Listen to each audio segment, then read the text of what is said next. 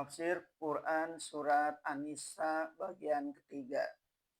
Sesungguhnya Allah pengawas atas kamu. Dengan demikian dapat dipahamkan, meskipun warna kulit berbeda karena berlainan iklim, benua tempat tinggal pun berlainan pula, ingatlah bahwa kamu semuanya hanyalah satu belaka, yaitu sama-sama manusia yang dipertemukan oleh akal budi. Satu pula Tuhan yang menjadi pengawasmu siang dan malam, yaitu Allah. Demikian jalan yang tampak oleh kita dalam menafsirkan ayat ini, yang dapat dipergunakan kedua pihak, yaitu pihak pertama yang memegang teguh tafsiran jumhur bahwa segenap manusia adalah keturunan Adam, dan dari diri Adam diciptakan Allah istrinya Hawa yang diambil dari tulang rusuknya, dengan tafsiran kedua yang menyatakan bahwa sebelum Adam sudah ada sejuta Adam. Marilah kita ingat kembali bahwa ayat ini turun di Madinah tatkala pergaulan Islam sudah mulai bertumbuh. Di sana sudah tergabung muhajirin yang datang bersama-sama Rasulullah Shallallahu Alaihi Wasallam dari Mekah. Sedang mereka adalah keturunan Arab Adnan. Mereka telah bersatu dalam satu akidah dengan Arab Ansor, keturunan Aus dan Khazraj, yaitu Arab keturunan Qahtan yang berpindah boyong dari selatan Arabia setelah runtuh Sad Ma'rib di Sabah pada zaman purbakala. Sampai di Madinah, mereka pun telah bertemu dan bergaul pula dengan orang Yahudi, keturunan kitab, yang mereka pun Al-Arham juga dari Arab. Sebab Bani Israel adalah keturunan Yakub dan Ishak, anak Ibrahim, dan Arab Quraisy keturunan Adnan, anak cucu Ismail, anak Ibrahim. Ismail adalah saudara dari ibu terhadap Ishak, sedang Arab Qotan adalah keturunan dari pihak istri Ismail, orang Jurhum, keturunan Arab Baidoh. Ayat ini pun memberi isyarat bahwa pergaulan ini akan meluas lagi dan meluas lagi hari kemudian. Untuk memahamkan ayat ini lebih dalam, baca pula lah surah Al-Hujurat ayat 13 yang juga diturunkan di Madinah. A'udzubillahi minasyaitonirrajim. Ya ayyuhan nasu inna khalaqnakum min zakarin aw unsa wa ja'alnakum syu'uban wa qabaila lita'arafu. Inna akramakum indallahi atqakum. Innallaha alimun khabir. Wahai manusia, sesungguhnya kami telah menjadikan kamu dari laki-laki dan perempuan, dan telah kami jadikan kamu berbangsa-bangsa dan berkabilah-kabilah, supaya kamu kenal mengenal.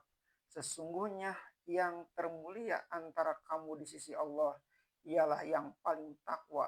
Sesungguhnya Allah Maha Mengetahui lagi Maha Sadar. Al-Hujurat ayat 13.